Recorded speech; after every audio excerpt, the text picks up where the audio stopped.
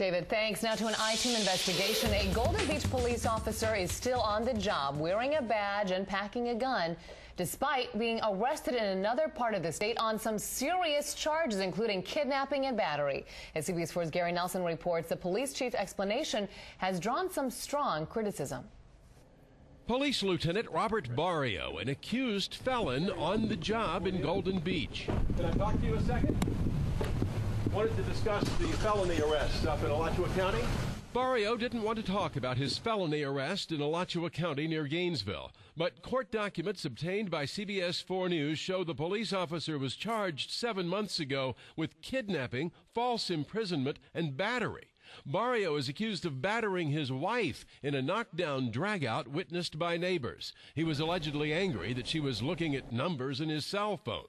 This police report says the cop grabbed his wife by her shoulders and threw her to the ground, then carried his wife over his shoulder and threw her into the back seat of their car.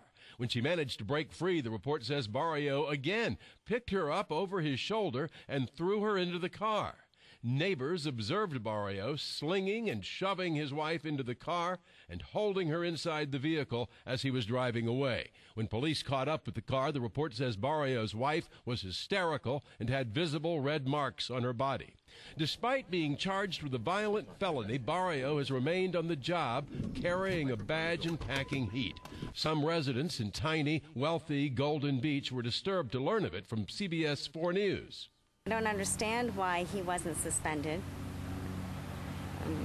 He should be suspended until they find him in either guilty or not guilty. That is the policy with many police agencies, but in Golden Beach, the chief says he didn't suspend Barrio because there was no restraining order or injunction issued against him.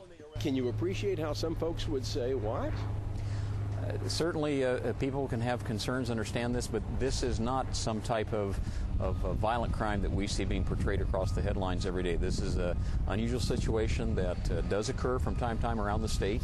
That assessment infuriates some experts on domestic violence. It's like a setback of a couple of decades. Who see it as dismissive of a serious criminal offense. It is the single most preventable crime that exists. It is the most impactful thing that happens that creates our culture of violence that can be changed. And here is a police department that is condoning it and pretending that it has no importance.